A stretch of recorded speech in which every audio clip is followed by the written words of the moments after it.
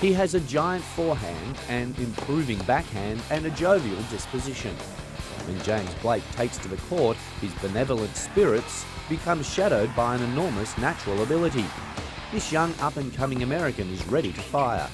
2002 can be considered James's breakthrough season. He captured his first ATP title in Washington, improved his year-end ATP ranking for the fourth straight year, and helped the United States to a Davis Cup semi-final.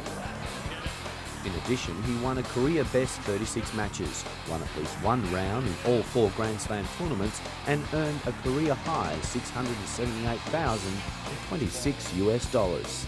Like Tiger Woods, James crosses racial lines. His father, Tom, a sales representative, is black. His mother, Betty, is white. And like Venus and Serena Williams, James began his life on mean, big-city streets of New York. But he is a confluence of cultures and charisma. James learned tennis at the Harlem Junior Tennis Program, where Althea Gibson got her start, and used to sneak into the US Open at Flushing Meadows. Unlike most stars in pro tennis today, James went to college. Education was a top priority of Tom and Betty Blake. It paid off as James followed his older brother to Harvard. Thomas was the team's #1 singles player and convinced his younger brother that he could balance tennis and academics. With the ATP Tour so hungry for fresh talent, it appears James could be their man. ATP officials are hoping James, in his early 20s, can maintain his current trajectory up the rankings, because they feel he is a compelling ambassador for the sport, as well as a star in the making with huge appeal. After signing with international management group agent Carlos Fleming, who also represents the Williams sisters, James moved with his older brother to Tampa, Florida to train at Saddlebrook Tennis Academy. He stayed afloat with the help of sponsors like Nike. Prize money paydays were few and far between. James won his inaugural pro tournament, Mirror League Features event, and notched up his first ATP victory by defeating Malabai Washington.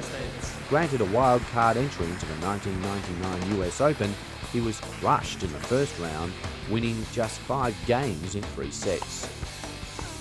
Accustomed to outworking his college opponents, James was shocked by the tour's intensity level. His versatile all-court game left him thinking instead of reacting. A prescription for disaster against 210 km/h serves. He stumbled through 2000, playing primarily on the Challenger Circuit, the tennis version of minor league baseball. He dropped 6 straight matches to start the year and went 8 months without consecutive victories. Though James rebounded in autumn by winning 2 Challenger tournaments, his year-end ATP entry system ranking stood at 223, just 39 spots better than his 1999 mark, far removed from success. In 2002 at the US Open, James nearly toppled eventual champion Leighton Hewitt of Australia in a 5-set second-round marathon. But it was the way he handled a potentially explosive situation, involving a comment by Hewitt, perceived by some as racist, that impressed some of tennis's heavyweights. Less than a week later, Blake was named to the American Davis Cup team.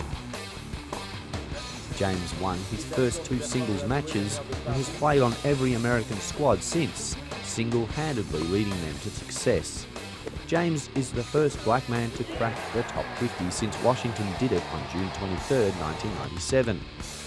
Blake knows the number of black men to have success before him in tennis can be counted on one hand. Ashe, Yannick Noah, Chip Hooper, Rodney Harman and Washington. He feels the pressure to succeed.